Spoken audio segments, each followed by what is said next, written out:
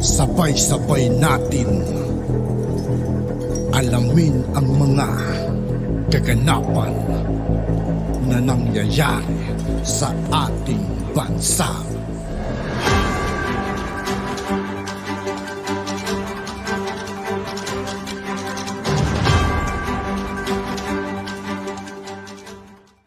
Yo, what's up mga kaibigan? This is I2K po again. Ngayon nandito ulit tayo sa channel ni Pinas News Insider. Dito ulit tayo magbibigay ng komento at reaksyon. Kaya samahan nyo ako guys.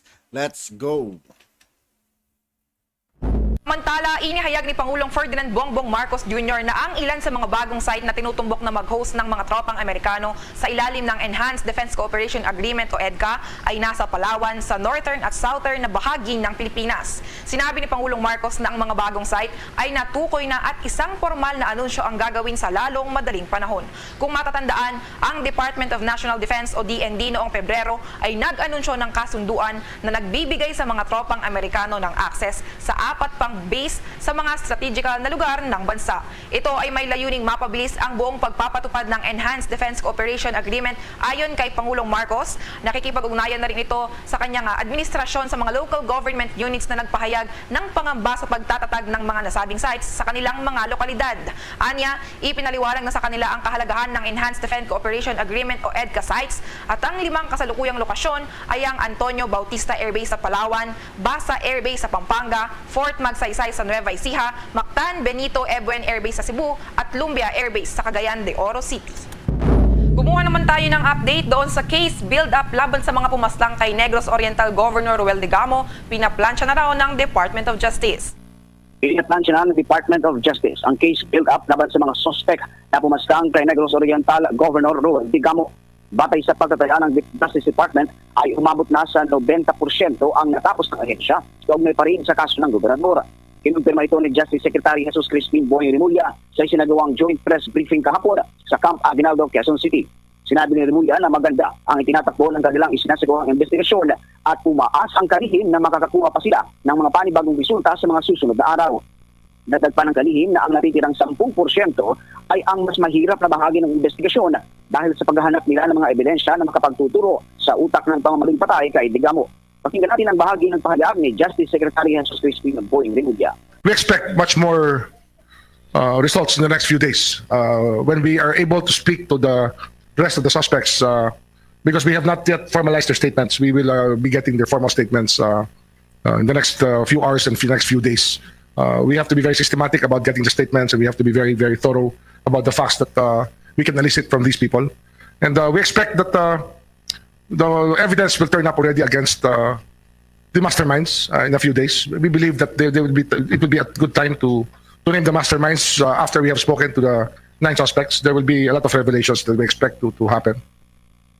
Bahagi yan ang naging pahayag ni Justice Secretary Jesus Crispin Remulla. Samantala, dumating naman kahapon sa tanggapan ng Department of Justice ang siyam na alkalde mula sa Negros Oriental upang makipagpulong kay Remulla. Pinangunahan doon Mayor Denise Digamo na biyutan ng pinaslang na gobernador. Ang naturang pag-uusap ay sumentro sa takbo ng investigasyon at nagkaroon din aniya ng mga palitan ng impormasyon. Kabilang na ang update sa sitwasyon ngayon sa lalawigan ng Negros Oriental. Siniguro naman ni Remulla na malaliman nilang iimbestigahan ang hawak ng mga sospek at ang lahat na makukuha nilang ebidensya upang hindi mauwi sa wala ang kanilang sinimulang trabaho. Ito ang balita ngayon. Trending ngayon sa mundo ng social media. Ang di umano'y balitang. Ano na nga ba talaga ang nangyari sa Queen of All Media na walang iba kundi si Kris Aquino? Ito ang naging tanong ng marami sa ating mga kababayan matapos ang di umanong lumabas na bali-balitang na mamaalam na daw di umano ang nasabing aktres. Ating matatandaan kamakailan lamang na naglabas ng kanyang health update ang Queen of All Media kung saan ay kanya di umanong sinabi na kailangan niyang magtungo sa bansang Amerika para di umano'y ipagamot ang kanyang malubhang karamdaman. Marami sa ating mga kababayan ngayon ang nagsasabi na nagbabayad na daw di umano si Kris Aquino sa kasalanan ng kanyang mga magulang, kasabay ng pagdating ng Divine Justice na pinakahihintay ng pamilyang Marcos. Kris Aquino, sinisimulan ng mamamaalam di umano sa kanyang mga anak sa patuloy na paglala ng kanyang karamdaman. Pero bago ang lahat kung Sa lahat ng hindi pa nakasubscribe mga kaibigan kay Pinas News Insider, mag-subscribe na po tayo at huwag nyo rin pong kalimutan mag-subscribe dito sa aking channel. bago ka pa lamang sa aming channel, please huwag kalimutang mag-subscribe at i-click ang notification bell para mas maging updated pa kayo lalo sa lahat pa ng bagong videos na i-upload namin. At ito na nga mga kababayan, naging viral at trending ngayon sa mundo ng social media ang di umano'y balitang kung ang mga Marcos ang masama, bakit ang mga Aquino ang kinarma. Ito ang naging Real talk yun mga kaibigan, ano? Parang bumalik sa kanila eh. Hindi mo talaga matakasan ng karma talaga mga kaibigan. Karma is karma talaga. Babalik at babalik talaga sa'yo. matinding tanong ng mga batikang political vloggers sa mga natitirang dilawan, kasunod ng paglitaw ng ilang mga litrato ng binansagang Queen of All Media na walang iba kundi si Chris Aquino, kung saan ay makikitang halos butot balat na lamang ito. Sa isang Instagram post ay namamaalam si Chris sa lahat ng kanyang masusugid na tagasunod at higit lalo sa kanyang mga anak. Matapos nga ang naging tweet ni Chris Aquino ay naglabas din ng kanyang hinaing at komento ang isang matalinong netizen ng mga bagay na maaring nakaapekto sa naturang aktres sa patuloy na paglala ng kalagayan nito. Matatandaan kamakailan lamang na naging viral ngayon sa mundo ng social media ang Grabe yung mukha ni Chris mga kaibigan, no? Ang payat niya, no? Parang bungo eh. nasabing larawan ng Queen of All Social Media. Nakitang-kita ang pagbagsak ng kanyang katawan at pagbaba ng timbang nito na nai-share nito sa publiko sa pamamagitan ng kanyang Instagram post. Matapos lamang ang ilang oras, na i-post ni Chris Aquino sa kanyang Instagram ang nasabing picture, ay umani agad ito ng samutsaring komento sa mundo ng social media. Dahil nga di umano sa naging balitang ito, ay ilan sa ating mga kababayan ngayon ang nagsasabi na marahil ito na nga raw ang kabayaran sa lahat ng kasalanan ng kanyang pamilya at ginawa di umano nito sa mga tao noon, sila pa ang nanunungkulan sa palasyo. Ilan rin sa marami sa ating mga kababayan at maging ilang celebrity ang nagbigay ng dasal para sa mabilis na ikagagaling ng Queen of All Social Media. Ngunit mas marami pa rin sa ating mga kababayan ang tila naantig sa naging panawagan ng bagong Pangulo ng Republika ng Pilipinas na walang iba kundi si President Bongbong Marcos. Oh, kita nyo naman mga kaibigan, di ba? Yan ang Pangulo. Walang halong pamumuliti kay mga ginagawa niya mga kaibigan. Walang bahid. Di ba?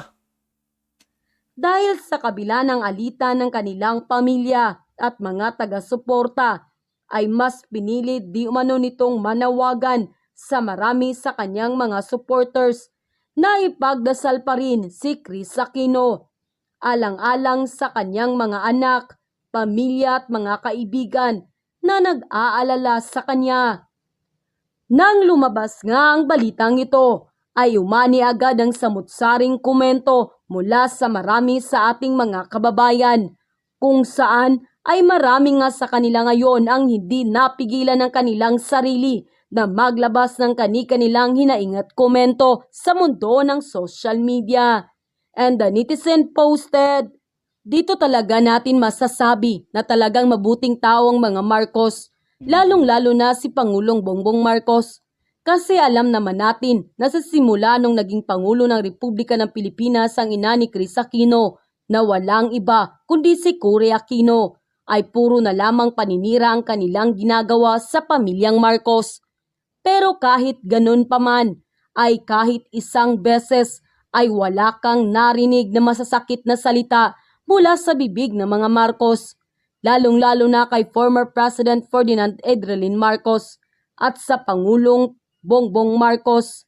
Kasi para sa kanila ay hindi tama ang manakit ng ibang tao kahit pa man sinasaktan ka pa ng mga ito.